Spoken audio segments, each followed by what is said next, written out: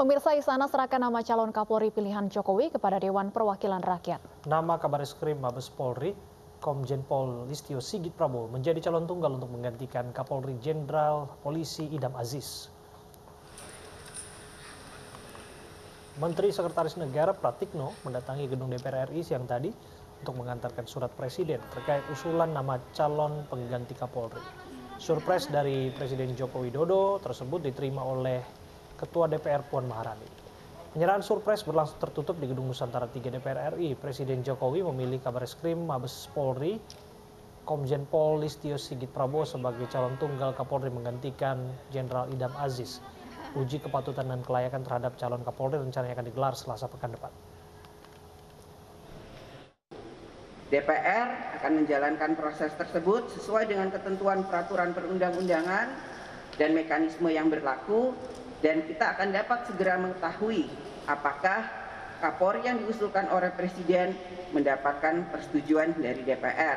Karena itu, pada hari ini, seperti yang saya sampaikan tadi, bahwa surpres telah kami terima dari Bapak Presiden, yang mana Bapak Presiden menyampaikan usulan pejabat Kapolri yang akan datang dengan nama tunggal, yaitu Bapak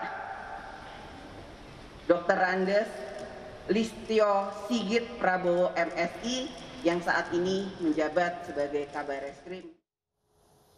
Komjen Listio Sigit Prabowo menjadi calon tunggal Kapolri untuk menggantikan Jenderal Polisi Idam Aziz. Pihak Istana telah menyerahkan nama Jenderal Bintang 3 tersebut ke DPR. Komjen Listio Sigit Prabowo saat ini menjabat sebagai Kabareskrim Polri. Tercatat sejak tahun 2019. Tahun 2016 hingga 2018, Listio menjabat sebagai Kapolda Banten. Sebelum menjadi Kapolda, Listio sempat menjabat sebagai ajudan Presiden Joko Widodo pada tahun 2014. Dan tahun 2013 hingga 2014 menjabat sebagai Direskrimum Polda Sulawesi Tenggara.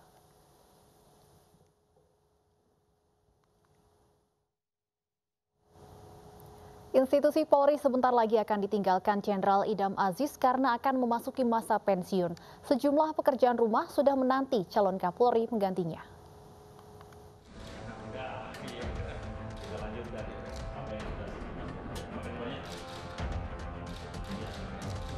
Kapolri Jenderal Idam Aziz akan pensiun Februari mendatang. Di bawah kepemimpinannya banyak tantangan yang dihadapi, terutama di akhir-akhir masa jabatannya. Idam mendapat tantangan besar dengan kepulangan Imam Besar FPI Rizik Syihab November 2020 lalu.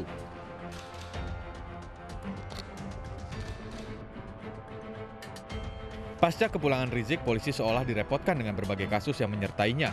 Mulai dari kerumunan massa Rizik sampai insiden baku tembak di Jalan Tol Jakarta Cikampek antara polisi dengan anggota Laskar FPI.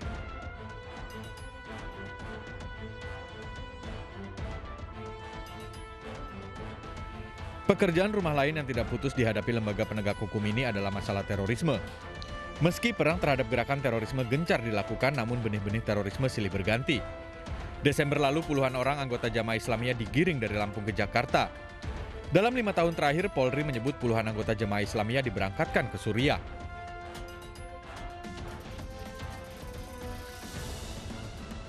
Di pembukaan tahun 2021, Polri baru saja menggerebek 2 anggota Jamaah Ansarud Daulah di Sulawesi Selatan.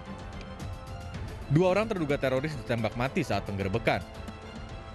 Terkait tindakan teror masih ada PR Polri yang belum tuntas, yaitu menangkapi semua yang terlibat dalam teror di Sigi, Sulawesi Tengah.